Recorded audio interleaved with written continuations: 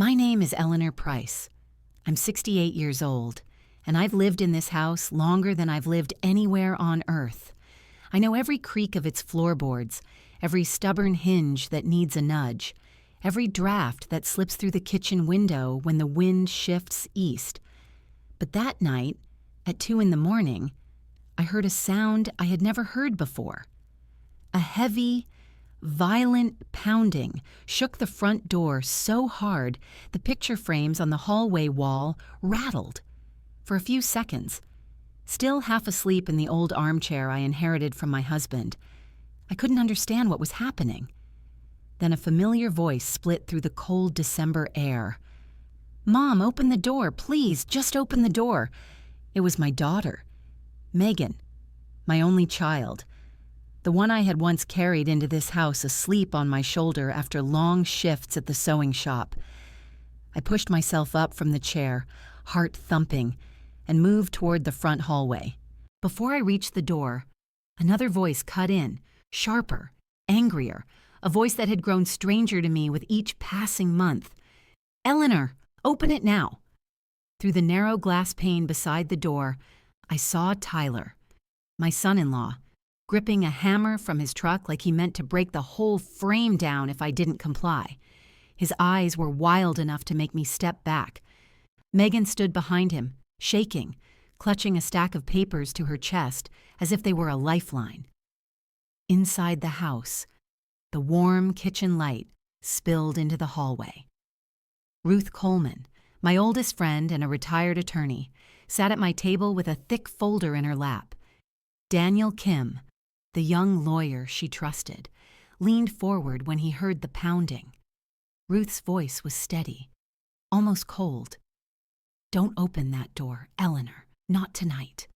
I closed my hand around the new set of keys that lay on the console table, the metal still warm from where I'd been holding them earlier. And in that moment, standing between the house I built with my husband and the child I once believed would never turn against me, I understood that nothing about tonight was a misunderstanding. Something had broken long before this door ever did. The year Frank and I decided to build this house, money was tight enough to make our stomachs knot every time a bill showed up in the mail. We lived in a 1-bedroom rental above a laundromat where the machines thumped until midnight and the smell of detergent soaked into our clothes. Still, every Sunday after his bus route, Frank would drive us past a small patch of land at the edge of town, just a rectangle of dirt boxed in by 2 maples and an overgrown ditch. He'd pull over, rest his elbow on the steering wheel, and say it again like he always did. "Someday, Elle, someday, that'll be ours." I'd laugh and tell him he was dreaming too big for a man who ate canned soup 5 nights a week. But he never blinked at the hard parts of life.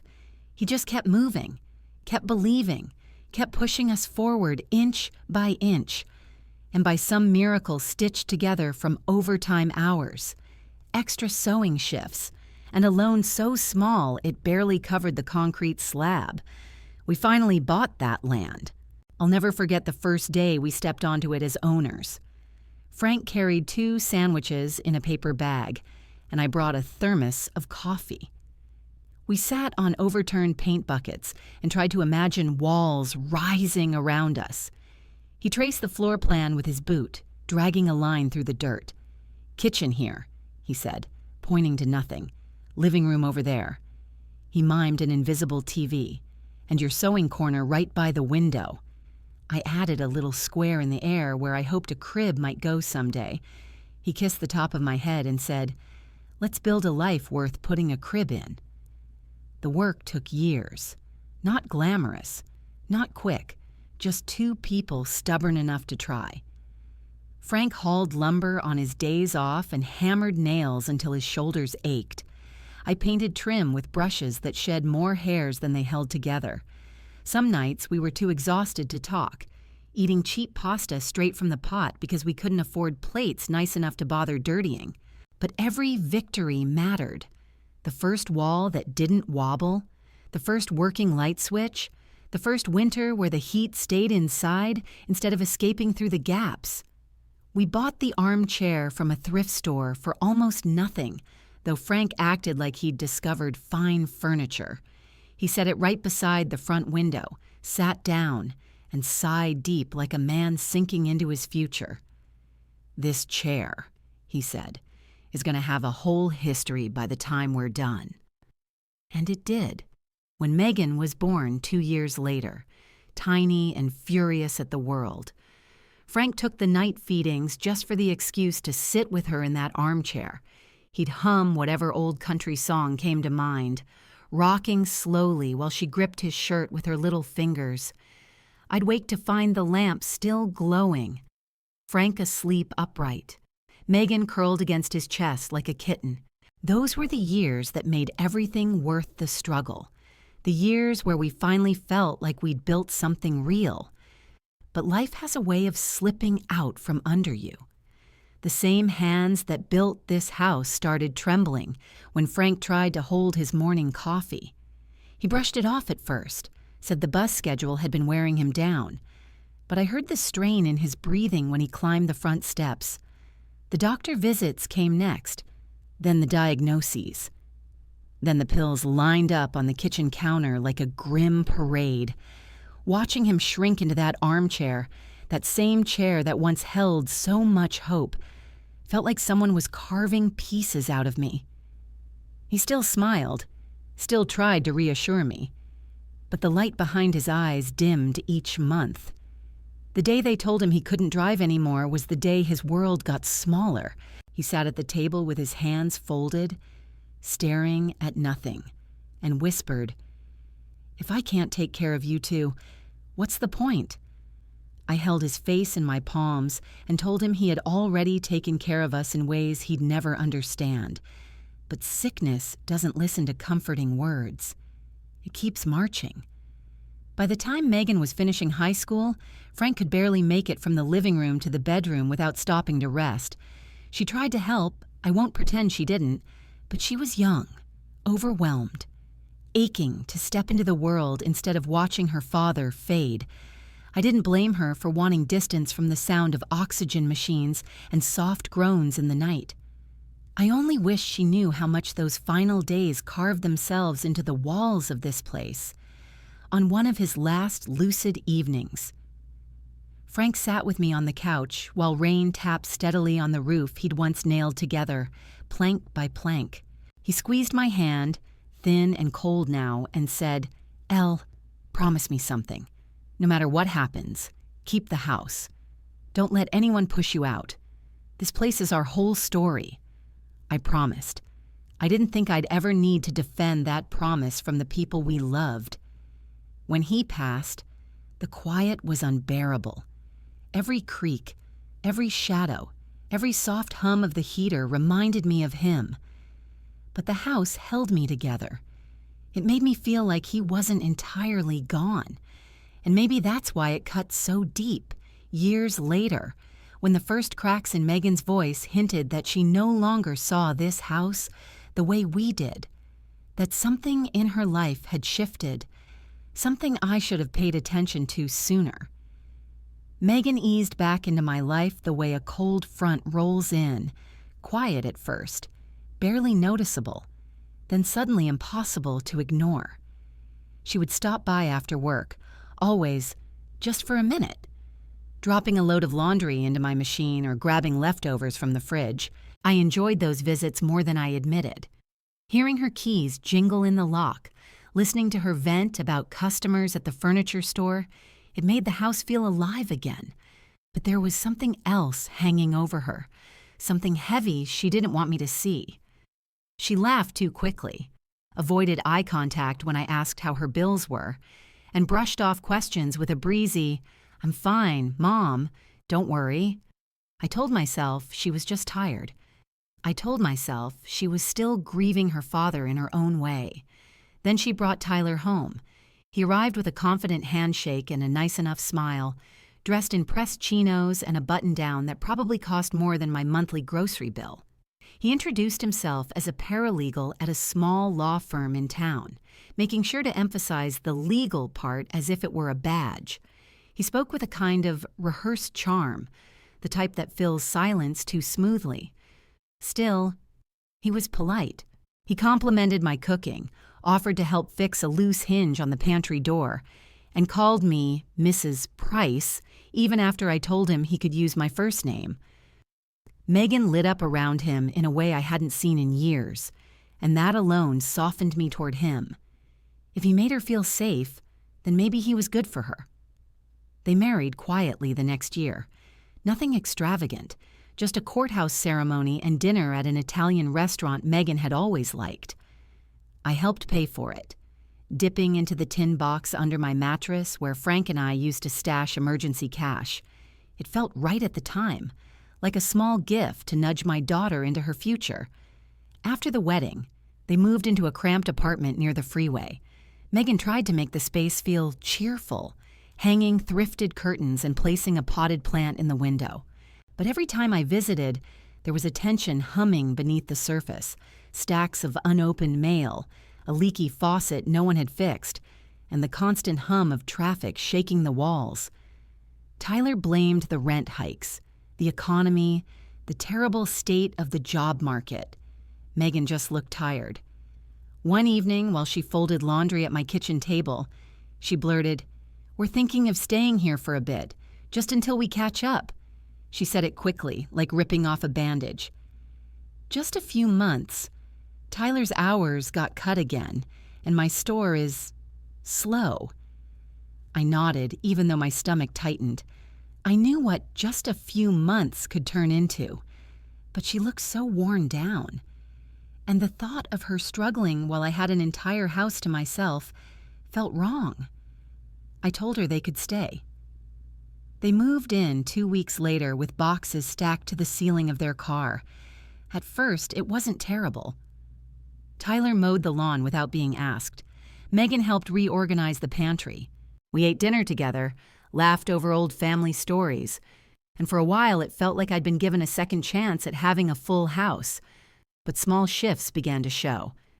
Tyler started commenting on the house more than necessary, tapping walls with his knuckles, running numbers through his head aloud. You could sell this place for a good amount.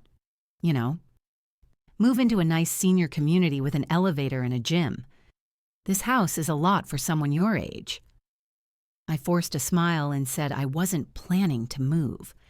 He dropped it then, but he kept circling back, always with a tone of concern disguised as helpful advice. Megan began echoing him, gently at first. "Mom, you don't have to keep taking care of a whole house. Wouldn't it be easier to downsize?" She said it while rinsing dishes, her back turned, like she didn't want to see my reaction. I told her the house wasn't a burden.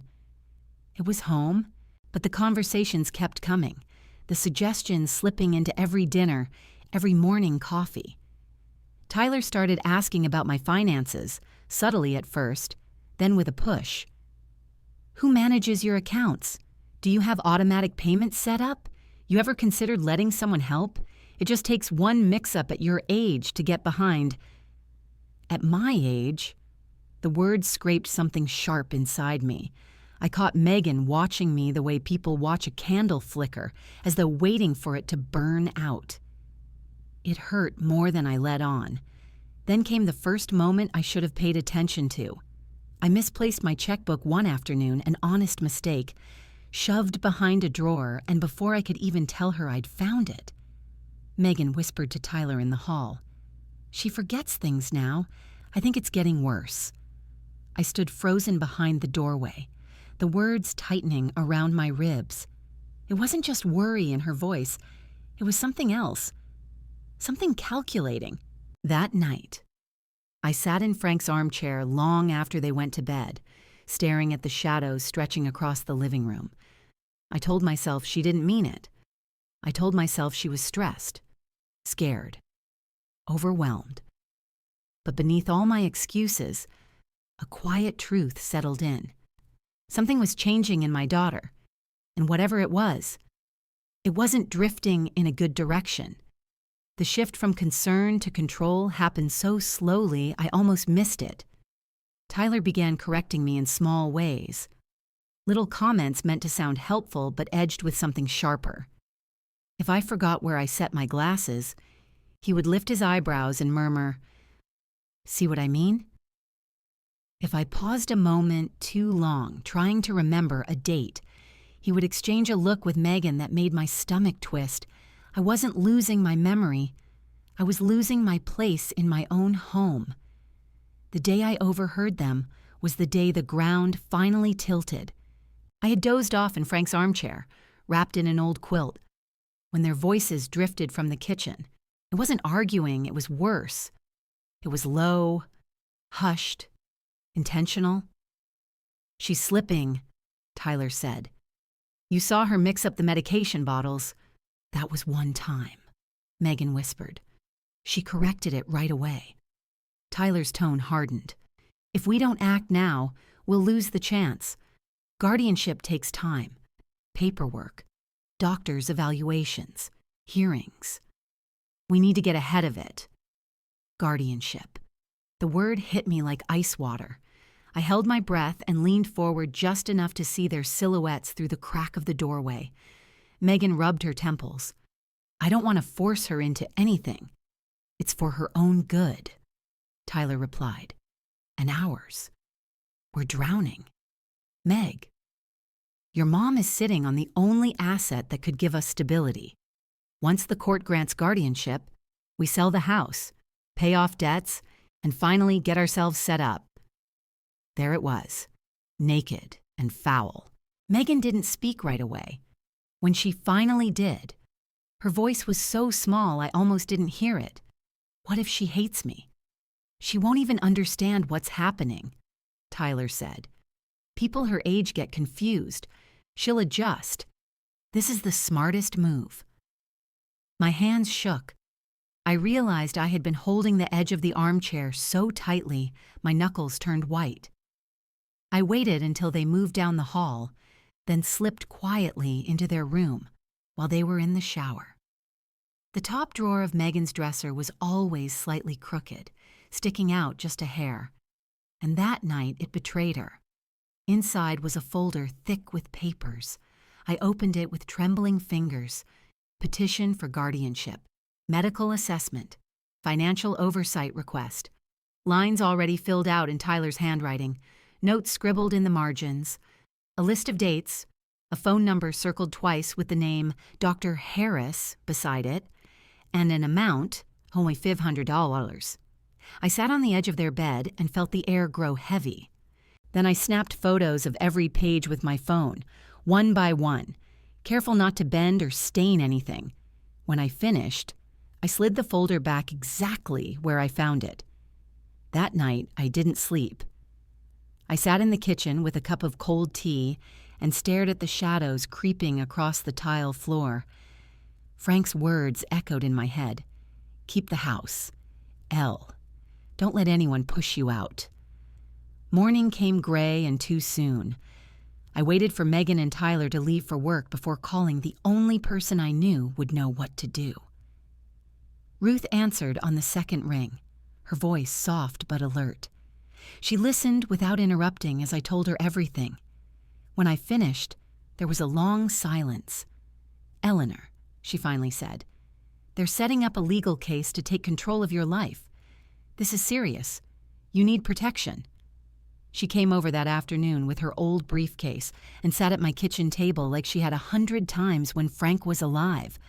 Her presence alone steadied me. She explained what guardianship really meant, how they could move me, sell the house, manage every dollar I had.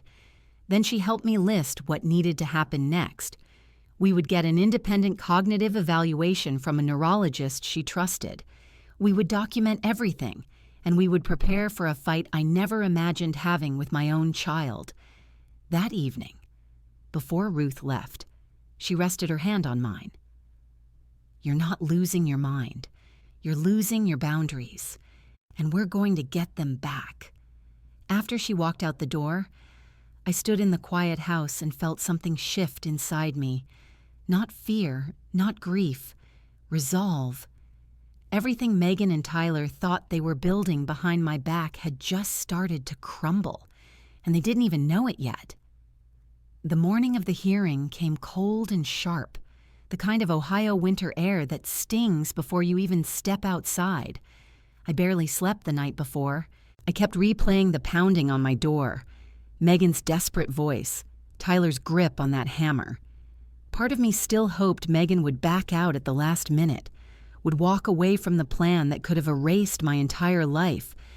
But hope is fragile, and that morning it felt paper thin. Ruth picked me up early, her briefcase resting on the back seat. Daniel waited for us at the courthouse, straightening his tie as we approached. He gave me a reassuring smile. "We have what we need," he said quietly. "Just breathe. Let the truth do the work." We walked into the courtroom together. Megan and Tyler were already there, sitting side by side at a small table near the front. Megan kept her eyes down. Tyler didn't bother hiding the confidence in his smirk. Their attorney stood behind them, flipping through a stack of documents I recognized all too well. When the hearing began, their attorney painted a picture of a woman slipping into confusion, a woman who needed supervision and protection. He spoke calmly, almost sympathetically, describing incidents pulled out of context and exaggerated until even I could barely recognize myself in them. Tyler nodded along, arms crossed like he'd practiced the posture in a mirror. Daniel rose when it was our turn. He didn't start with accusations. Instead, he handed the judge a sealed envelope containing the cognitive evaluation from Dr. Patel. He let the weight of that document fill the silence before speaking. "Ms. Price is fully competent," he said. "Medically, legally, cognitively." Then he played the recording, hearing their voices echo through the courtroom, their plan to take guardianship, sell the house, use the money to fix their own lives, sent a chill through me. Megan's soft question, the one that had haunted me for weeks, came through clearly. What if she hates me? And Tyler's cold reply followed like a jagged blade. She won't even understand what's happening. I watched Megan flinch as if struck. Tyler's face drained of color. Their attorney fumbled for words that wouldn't come. The judge leaned back, eyes sharp. "This is not concern," she said. "This is exploitation." She rejected the petition for guardianship on the spot. Then she delivered words I never expected to hear. "Given the evidence, this case will be referred to the county prosecutor for review of potential elder abuse and fraud." The gavel struck like thunder. Tyler exploded first, cursing under his breath as he shoved his papers into a bag. Megan sat motionless, staring at her hands. For a moment, I thought she might look up, meet my eyes, give me something, an apology, a plea, anything. But she didn't. They left without a word. Weeks passed, then months. Tyler's job unraveled under the investigation, and Megan lost hers shortly after. I heard through a neighbor that they'd moved into a cramped apartment across town, trying to stay afloat. I didn't reach out. I couldn't. The wound was too fresh. Life settled into something quiet after that. I spent my mornings sewing by the window, the same spot Frank once imagined for me when the house was nothing but dirt. Ruth visited often, bringing muffins and news from town. I found a rhythm again, steady and predictable. Then one evening in early spring, a soft knock came at my door. Not pounding, not shouting, just a knock. When I opened it, Megan stood there with Emily, her little girl, whose eyes were wide and hopeful. Megan's voice trembled as she spoke. "We're not here about the house. Mom, I know I broke something in us. I don't want Emily to grow up without you." For a long moment, I didn't speak. I looked at Emily clutching a stuffed rabbit. I looked at the woman who used to chase fireflies in our backyard, who once curled up on Frank's chest in the old armchair. "Come in," I finally said. "We'll start with tea." They stepped inside, and though nothing was fully healed, something small and warm flickered to life again, tentative, fragile, but real. The house felt whole for the first time in a long while.